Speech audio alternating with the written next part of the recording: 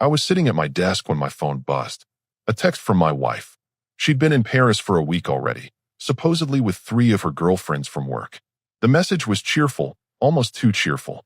Hey babe, so we're having such an incredible time here. The girls and I decided to extend the trip for another 2 weeks. You don't mind, right? Paris is just magical. Miss you. I stared at the screen for a solid 30 seconds. Then I typed back. Hope you and Chris are enjoying Paris. Divorce papers will be waiting when you get back. I hit send. Then I blocked her number. Blocked her on every social media platform. Email. Everything. My hands were steady. No shaking, no second thoughts. I'd had 3 weeks to prepare for this moment. 3 weeks ago, I noticed a charge on our joint credit card. $400 at some boutique hotel in downtown. We live 20 minutes from downtown. When I asked her about it, she said it was a work event, some corporate retreat. Funny thing, her company posts everything on their website. No retreat that weekend. Then there were the texts. She started putting her phone face down, taking calls in the other room, smiling at her screen when she thought I wasn't looking. Classic signs, right? But I'm not the jealous type. I needed proof. So I checked our cell phone account online. Turns out, I'm the primary account holder. I could see every number she'd been texting and calling. One number showed up constantly. Late nights, early mornings, weekends. I did a reverse lookup. Chris Brennan. Worked in her office, sales department. I didn't confront her. Not yet. Instead, I logged into our cloud storage. Her phone backed up automatically. Deleted messages? Not so deleted when they're sitting in the cloud. I spent an entire Saturday reading through months of conversations while she was supposedly at the gym. The messages were detailed. Plans to meet up. Complaints about me. How I was boring, predictable, didn't excite her anymore. How Chris made her feel alive. How they'd been seeing each other for 6 months. 6 months. Then came her brilliant plan. A trip to Paris. But here's the thing. She told me it was with Kimberly, Autumn, and Quinn from her office. I knew Kimberly pretty well. We'd had dinner with her and her husband twice. So I did something simple. I sent Kimberly a text. Just a casual. Hey, hope you girls are having fun in Paris. Send pics. Her response came back in 5 minutes. Paris? I'm in Florida visiting my parents. What are you talking about? That's when I knew. She wasn't with the girls. She was with Chris. I called a lawyer that same day. Tuesday afternoon, I was sitting in Bradley Wolf's office, laying out everything.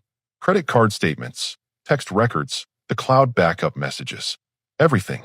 This is pretty straightforward, he said, flipping through the papers. With this evidence, we can move fast. Does she know you know? Not yet. Good. Keep it that way. Let me file the papers. We'll have everything ready, and you can serve her when she gets back. I paid his retainer. $2,000, which hurt, but I'd been saving. I worked as a project coordinator for a construction company. $42,000 a year wasn't much, but I'd been careful. Had about $8,000 in a separate account she didn't know about. Money I'd been setting aside for a down payment on a house someday. That dream was dead now, but at least I had options. The week she left for Paris with the girls, I moved methodically. Changed the password on our Netflix account. Small, but it would annoy her. Separated our finances. Opened a new checking account and had my paycheck rerouted. Took my name off the lease for our apartment when it came up for renewal next month. The landlord was understanding when I explained I'd be moving out. I even called her parents. Didn't tell them everything. Just that we were having serious problems and I wanted them to hear it from me first. They seemed concerned but didn't push. They would soon enough. By the time she sent that text about extending her trip, I was ready. The papers were filed. A process server was standing by. Her perfect little affair was about to become everyone's business. My phone started ringing 15 minutes after I sent my response. Her parents. I let it go to voicemail. Then her mom called again. And again. I blocked them too. An hour later, someone was knocking on my apartment door. I looked through the peephole. Her father, Roger Caldwell, standing there looking furious. I opened the door, but didn't invite him in. What the hell is going on? He demanded. Your wife is in Paris having a breakdown because you sent her some insane text about divorce. What are you thinking? I'm thinking she's not in Paris with her girlfriends, I said calmly. She's there with Chris Brennan from her office. They've been having an affair for 6 months. His face went blank. That's not true. It is true. I have the messages, the hotel receipts, everything. She lied to you. She lied to me. And now she's panicking because she got caught. You can't just throw away a marriage over some misunderstanding. It's not a misunderstanding. It's a choice she made. Multiple times. For half a year. He tried to argue, but I was done. I'm not discussing this with you. The papers are filed. She'll get served when she comes back. Have a good night. I closed the door. He stood there for a minute. Then I heard his footsteps fade away. My phone was blowing up now. Texts from her friends, her brother, people I barely knew. Everyone wanted to know what was happening. I ignored all of it. Instead, I poured myself a drink, sat on the couch, put on a game, and I felt something I hadn't felt in months. Peace. She'd made her choice. Now she was going to live with it. The next morning, I woke up to silence. No frantic calls, no emergency texts. She must have figured out I blocked her everywhere. Good. I made coffee and checked my email. Bradley had sent over the draft of the divorce petition. Irreconcilable differences, division of assets, the whole thing. I read through it twice, made a few notes, and sent it back. My phone rang. Unknown number. I almost didn't answer, but something told me to pick up. Hello. You absolute coward. It was her, calling from some international number. You blocked me? Are you serious right now? Completely serious. I can't believe you'd accuse me of cheating. I'm in Paris with my friends, and you're having some kind of paranoid breakdown. You're in Paris with Chris. Kimberly's in Florida. Autumn's home with her kids. Quinn never left town. Want me to keep going? Silence. Yeah, I called them. Took me about 10 minutes to confirm you lied about everything. So cut it out. Fine. Her voice changed, got quieter. Fine. Yes, Chris is here. But it's not what you think. We're just friends. He had a work trip and I tagged along. That's it. Friends don't book hotel rooms together. Friends don't send messages about how amazing the other person makes them feel. Friends don't complain about their boring husband who doesn't understand them. You read my messages? She sounded horrified, like I was the one who'd done something wrong. Every single one. The cloud backup is a wonderful thing. 6 months of evidence. The late night calls. The hotel downtown. All of it. She started crying. The same fake crying she'd used before when she wanted something. Please, just listen to me. I made a mistake. We can fix this. No, we can't. I already filed for divorce. You'll be served when you get back. You can't do this. We can go to counseling. We can work through it. I'm not interested in working through anything. You chose this. You wanted excitement. Congratulations. Now you get to be excited about finding a new place to live. Where am I supposed to go? Not my problem. Maybe Chris has a spare room. I hung up. Blocked that number too.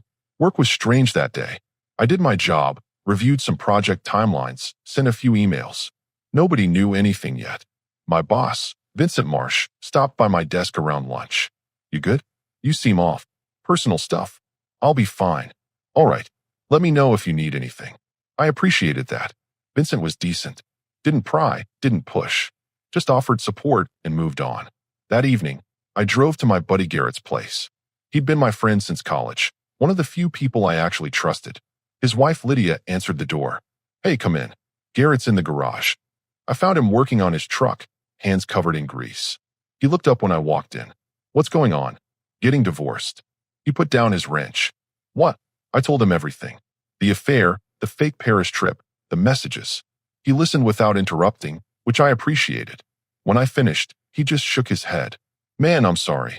That's brutal. It is what it is. You need anything? Place to stay? Want to grab a drink? I'm good. Just wanted to tell someone who wouldn't try to talk me out of it. He nodded. You're doing the right thing. Anyone who'd pull that doesn't deserve a second chance. Lydia made us dinner. We didn't talk much about it after that.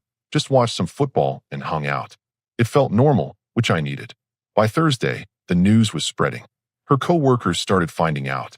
Someone from her office, a guy named Everett I'd met once at a company party, sent me a message. Hey man, heard what happened. Just want you to know, a lot of us had no idea about Chris and your wife. That's messed up. If you need anything, let me know. I thanked him. Turns out, their relationship was an open secret at the office. People suspected, but nobody said anything. Corporate politics, I guess. Don't get involved in other people's drama. But now it wasn't just drama. It was a mess. And Chris was starting to feel the heat. I did some digging. Turns out their company had a strict policy about relationships between employees. You had to disclose them to HR. They hadn't, which meant they'd been violating company policy for months. I sent an anonymous email to their HR department. Attached screenshots of the messages. Didn't sign my name, didn't make it personal. Just forwarded the evidence and let them handle it. Friday afternoon, I got a call from an unknown number again. Different one this time. I answered. Stop what you're doing. It was Chris. His voice was shaking. Who is this? You know who this is. Stop sending stuff to our company. This is between you and your wife. Wrong. You made it my business when you decided to sleep with her. Now you're dealing with the consequences. I could lose my job over this. Good. Maybe next time you'll think twice before getting involved with a married woman. You're being vindictive. No, I'm being fair. You both lied. You both cheated. You both get to face what comes next. Don't call me again. I hung up and blocked that number too. That weekend, I started packing. The apartment lease was in both our names, but I'd already talked to the landlord. I'd be out by the end of the month. Found a smaller place across town. 1 bedroom, cheaper rent, closer to work. It wasn't much, but it was mine. Saturday night, I was boxing up books when someone knocked on the door. I checked the peephole. Her brother, Kyle. I opened the door.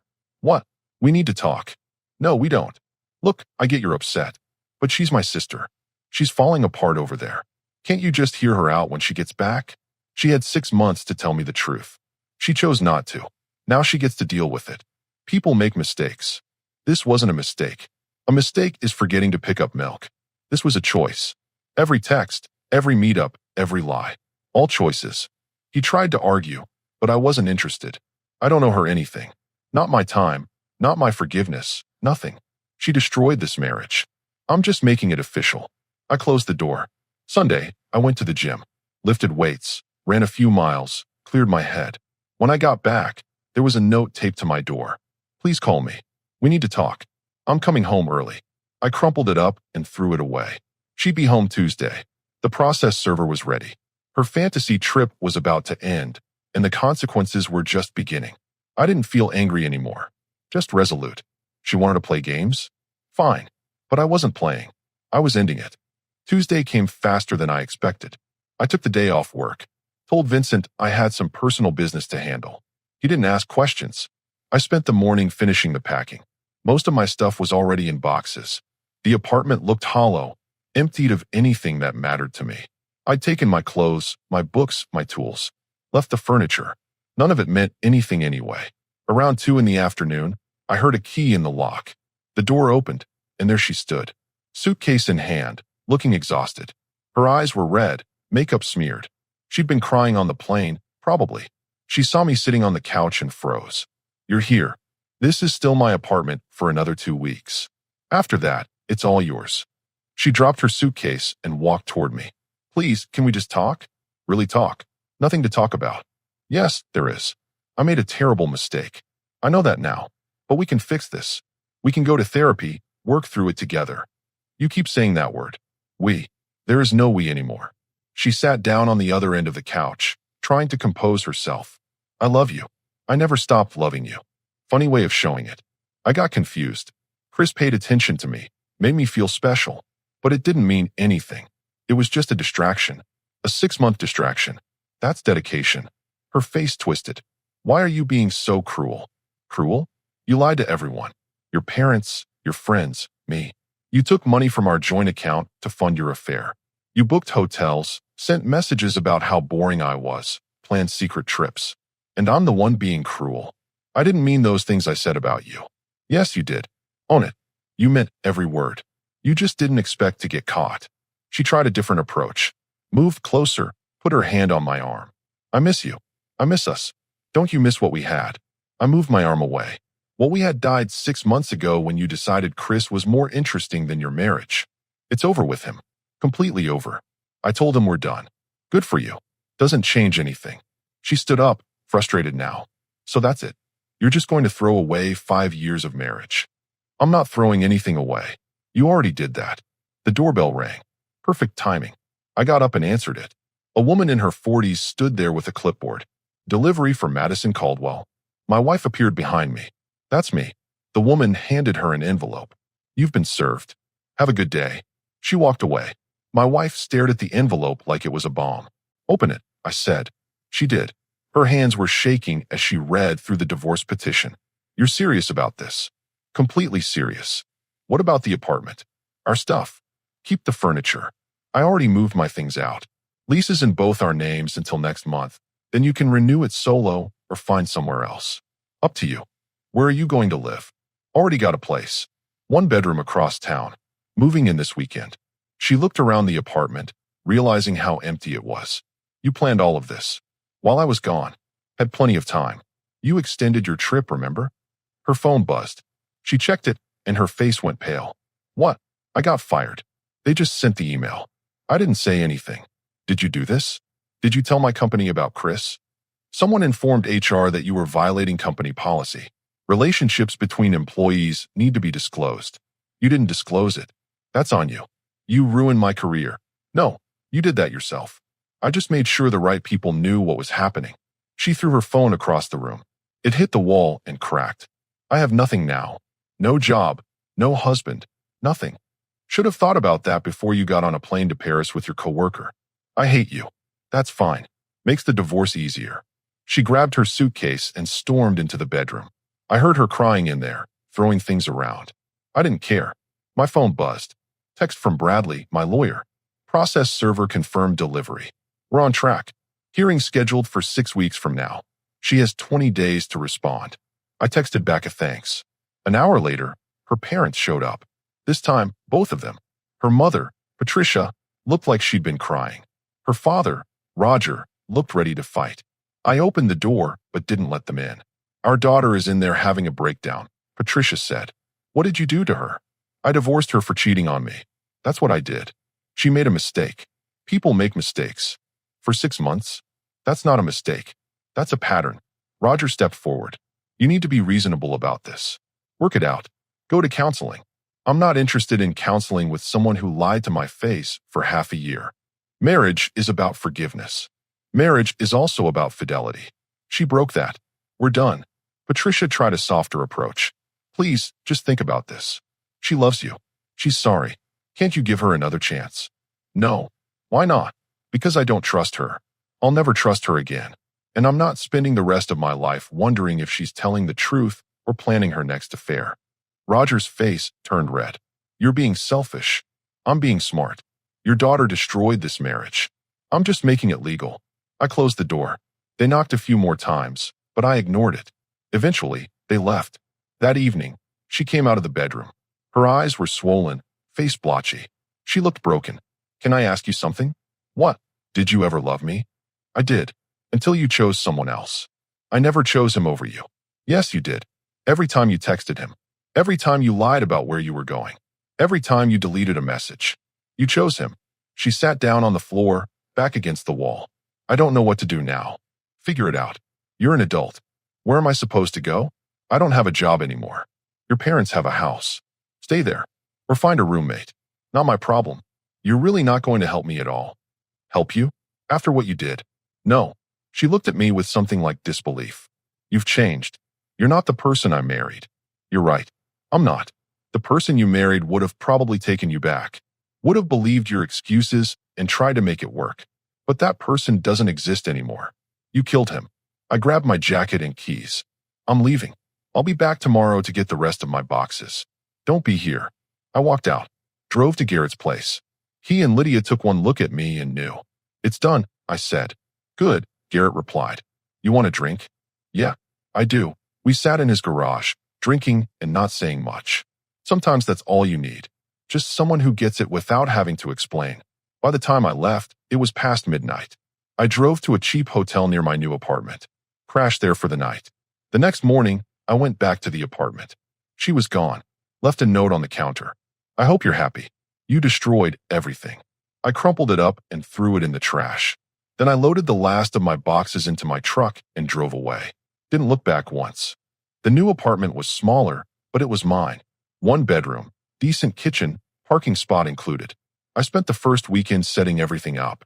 Bed, couch, TV. The basics. Nothing fancy, but I didn't need fancy. I needed peace. Monday morning, I was back at work. Vincent noticed I seemed lighter. Personal stuff sorted out. Getting there. Good. We've got the Riverside project kicking off next week. Need you on point for that. Work was a welcome distraction. Timelines, budgets, contractor meetings. Simple problems with clear solutions. Nothing like my personal life had been. Around lunch, my phone rang. Unknown number. I almost ignored it, but answered anyway. Stop dodging me. It was Chris. Again. Different number. How many phones do you have? I lost my job because of you. My career is destroyed. Your career is destroyed because you couldn't keep it in your pants. Don't blame me for your choices. She told me you two were practically separated, that the marriage was over. I laughed. Genuine, actual laughter. And you believe that? Classic line, man. She played you. What? We weren't separated. We weren't having problems. Everything was fine until you showed up. She lied to you the same way she lied to me. Silence on the other end. Think about it. If she'd lied to her husband of 5 years, why wouldn't she lie to you? You were just convenient. That's not true. Believe whatever helps you sleep at night. But we're done here. Don't call again. I blocked the number. Third time's the charm. That evening, I stopped by Target to pick up some groceries. Basic stuff, nothing major. I was in the cereal aisle when I ran into Kimberly. The coworker my wife had claimed was in Paris with her. Hey, she said, looking uncomfortable. I heard what happened. I'm really sorry. Not your fault. I feel terrible. She used my name to cover up her trip. I had no idea. I know. That's why I texted you to check. She shifted her shopping basket. A lot of people at the office are talking about it. Chris got fired. Your wife too. It's a whole mess. Yeah, well, actions have consequences. For what it's worth, I think you handled it the right way. She didn't deserve a second chance after that. I appreciated her saying it. We talked for a few more minutes, then went our separate ways. Wednesday, I got a call from Bradley. She filed her response to the divorce petition. Wants to contest it. On what grounds? She's claiming you abandoned the marriage. That you refused counseling. Basically trying to make herself look like the victim. Can she do that? She can try. But with the evidence we have, it won't work. Infidelity is pretty cut and dry. Judge won't care that you didn't want to go to therapy after she cheated. Good. One other thing. She's asking for spousal support. I almost dropped my phone. Are you kidding me? She claims she lost her job because of the divorce and needs financial assistance while she gets back on her feet. She lost her job because she violated company policy. That has nothing to do with me. I know. We'll fight it. Don't worry. But be prepared. She's going to make this difficult. Let her try. That Friday, Garrett invited me to a cookout at his place. Small thing, just a few friends. I almost said no, but figured I should get out of the apartment. When I got there, Lydia pulled me aside. Your ex-wife showed up at my work yesterday. What? She came to the clinic, asked to talk to me. Wanted me to convince you to drop the divorce. What did you tell her? I told her to leave. That she had no business coming to my workplace. She started crying. Said she made a mistake and you won't listen to her. I won't. Good. She's manipulative. I never liked her much, but I kept my mouth shut because you seemed happy. Now I know why I had that feeling. We rejoined the group.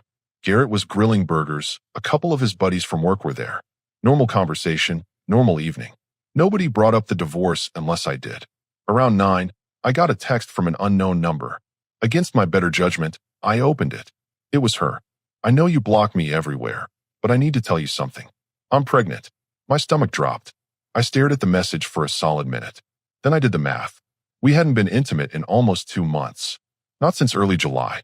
It was now late September. I texted back from a friend's phone. How far along? 8 weeks. 8 weeks. That would put conception around late July, early August. Right when she started pulling away from me. Right when the affair was in full swing. I called Bradley immediately. Stepped outside to the backyard where it was quiet. She just told me she's pregnant. Is it yours? Impossible. We haven't been together in 2 months. Timeline doesn't match. Then it's probably his. Chris. That's what I'm thinking. This complicates things. If she tries to claim it's yours, we'll need a paternity test. But that won't happen until after the baby's born. Can she use this to delay the divorce? She might try, but pregnancy doesn't stop divorce proceedings. We keep moving forward. I thanked him and hung up. Back inside, Garrett noticed my face. What happened? She says she's pregnant. His eyes went wide. Is it yours? No. Timeline doesn't work. Has to be Chris. Man, that's insane. Yeah. Lydia shook her head. She's going to try to use that baby to manipulate you. Don't fall for it. I won't. But part of me felt something. Not jealousy, not anger. More like finality. She'd moved on so completely that she was having someone else's kid. There was no going back from that. Not that I wanted to, but it drove home just how done we were. Saturday morning, I got another text from her number. We need to talk about the baby. This changes everything. I responded, no, it doesn't. You're having Chris's baby. That's between you two. Has nothing to do with me. How do you know it's not yours? Because I can count. And because we both know the truth. Stop trying to manipulate me. I'm not manipulating you. I'm trying to save our marriage. Our marriage ended when you got on that plane to Paris. The baby just confirms you moved on. Enjoy your new life. I blocked that number too. Sunday, I went for a long drive. Needed to clear my head. Ended up at a lake about an hour outside the city. Sat on a bench, watched the water. Thought about everything that had happened. 5 years of marriage, gone. Job lost, apartment gone, wife pregnant with another man's kid. It should have felt worse than it did. But honestly, I felt free. No more wondering where she was. No more checking my phone expecting bad news. No more walking on eggshells, worrying about her mood. Just me, living my life on my terms. My phone buzzed. Text from Vincent. Heard through the grapevine what you're dealing with. If you need extra time off or anything, let me know. You're doing good work and we've got your back. I texted back my thanks. It was strange.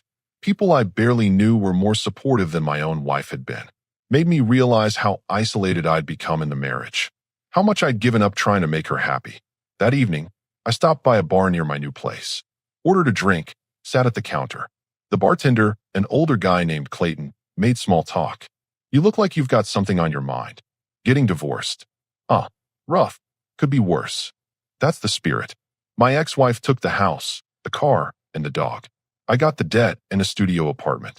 But you know what? Best thing that ever happened to me. Yeah. Sometimes you don't realize how much weight you're carrying until it's gone. Give it 6 months. You'll see. I hoped he was right. By the time I got home, it was late. I crashed on my couch, put on some random show, and fell asleep. For the first time in months, I didn't have nightmares. Didn't wake up in a panic. Just slept. And that felt like progress. 2 weeks passed. The divorce was moving forward. Bradley said we'd have a hearing date soon, probably another month out. In the meantime, life kept happening. I heard through mutual friends that she'd moved back in with her parents. Roger and Patricia weren't thrilled about it, apparently. Having their adult daughter back home, unemployed and pregnant with someone else's kid while still married to me. Not exactly the life they'd imagined for her. Chris had vanished. Someone told me he'd moved to another state.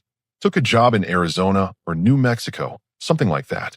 Ran away from the mess he'd helped create. Typical. Meanwhile, her social circle was crumbling. Autumn stopped talking to her after finding out she'd used her name as part of the Paris lie. Quinn did the same. Kimberly wanted nothing to do with her. The people she thought were friends turned out to be co-workers who didn't appreciate being lied to. I ran into Autumn at a coffee shop one morning. She saw me and walked over. I owe you an apology, she said. For what? I defended her at first. Thought maybe you were being too harsh. Then I found out she dragged my name into her lies. Used me as cover for her affair. I feel like an idiot. You didn't know. Still, I'm sorry. You deserved better than what she did. Work was going well. The Riverside project was on schedule. Vincent had me training a new hire, showing him the ropes. Normal, productive stuff. It felt good to focus on something that made sense. One evening, I got a Facebook message from her cousin, Natalie. We'd always gotten along okay. Hey, just wanted to check in. Heard about everything. I'm sorry you're going through this. Thanks. I'm managing. She's not doing well. Parents are worried about her. That's unfortunate. Do you think there's any chance you two could work it out? No. 0 chance. She's really sorry. She's been crying every day.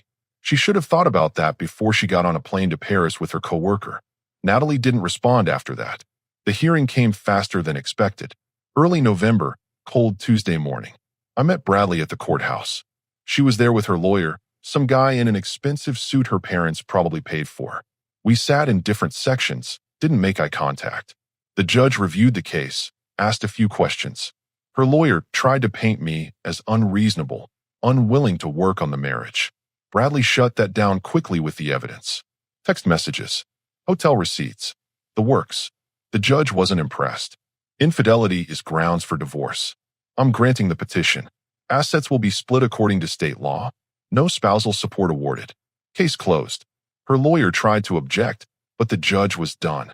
Entire thing took maybe 20 minutes. Outside the courthouse, she tried to approach me. Her lawyer stopped her. Don't, he said. It's over. She looked at me one last time. I didn't say anything. Just walked to my truck and drove away. Bradley called me that afternoon. Congratulations. You're officially divorced. Thanks for everything. No problem. You had a solid case. Made my job easy. I hung up and sat in my apartment for a while. Thought about what came next. The answer was simple. Whatever I wanted. No more lies. No more drama. Just forward. That evening, Garrett and Lydia took me out to celebrate. We went to a steakhouse, had a good meal, laughed about stupid stuff. Normal life. You seem different, Lydia said. Lighter. I feel lighter. Good. You deserve to be happy. I raised my glass. To new beginnings. They clinked their glasses against mine. And for the first time in a long time, I believed it. 3 months after the divorce, I was settling into a routine. Work was good. Got a promotion actually, supervisor position with a decent raise. Vincent said I'd earned it. The apartment felt like home now. I'd bought some new furniture, hung up a few pictures. Made it mine. I heard she'd had the baby. A boy. Chris came back for the birth, apparently. Whether they stayed together, I didn't know and didn't care. That chapter of my life was closed. One Saturday in February, I was at the grocery store when I saw her. She was in the produce section, looking tired. The baby was in a carrier strapped to her chest. She saw me and froze. I nodded, kept walking. Wasn't interested in conversation. But she followed me to the checkout line. Can we talk? Just for a minute. I sighed. What do you want? I wanted to say I'm sorry. For everything. I destroyed something good and I regret it every day. Okay. That's it. Just okay. What do you want me to say? That I forgive you? I don't. That we can be friends? We can't. It's done. I know. I just needed you to know that I realize what I lost. You didn't lose anything. You threw it away. There's a difference. She looked down at the baby. He's not Chris's, you know. Chris left when I was 6 months pregnant. Couldn't handle it. Not my problem. I'm living with my parents. Working part-time at a call center. It's not the life I wanted. Then you shouldn't have cheated. She started crying. A few people in line glanced over. I didn't care. I'm not trying to upset you, I said. But I'm not going to comfort you either. You made your choices. Now you live with them. I paid for my groceries and walked out. Drove home, unpacked, made dinner. Normal Saturday. That evening, Garrett called. Want to grab a drink? Yeah, actually. I do. We met at a bar downtown. Talked about work, sports, nothing heavy. At some point, he asked if I ever regretted it. Regret what? The divorce. Walking away. Not even once. Best decision I ever made. Good. You seem happier now than you did the entire time you were married. He was right. The weight I'd been carrying for years was gone. I could breathe again. A few weeks later, I started dating someone. Cassidy, a project manager from a different company I'd met at a conference. Nothing serious yet, just getting to know each other. But it felt good. Easy. No games, no lies. She asked about my ex once. I told her the short version. That's rough. But you handled it well. I did what I had to do. Most people would have tried to work it out. Stayed miserable. Not me. Life's too short. Looking back now, I don't regret any of it.